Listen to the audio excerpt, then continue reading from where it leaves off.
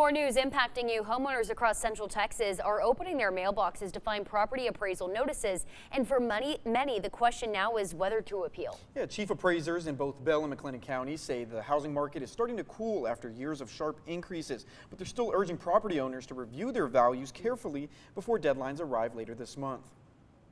After several years of steep increases in home values across Central Texas, appraisal officials say the market is beginning to level out.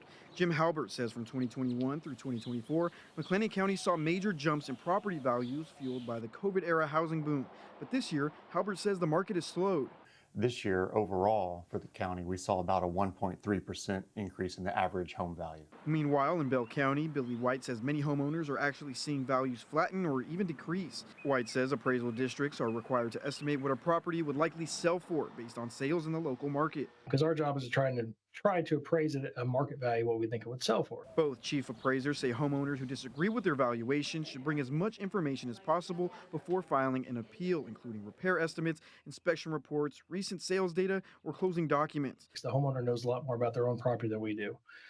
So bring in those specifics, come in and sit down, talk with our staff. If you want to meet with an appraiser before your formal hearing, which I highly recommend, most people are able to resolve their value issue without having to go on to a formal hearing. Both appraisers also stress that appraisal districts do not actually set property taxes. Instead, they determine market value before cities, counties, and school districts later decide tax rates. Halbert says homeowners should also make sure they are receiving every exemption they qualify for. The bigger thing is to make sure you have all the exemptions you qualify for. So if you own and occupy your home, make sure you have a homestead. That's going to be the bigger savings for you. If you're over 65, make sure you have the over 65. There's disabled veteran exemptions, there's disabled person exemptions, there's first responder exemptions. So those are the bigger things that will really help.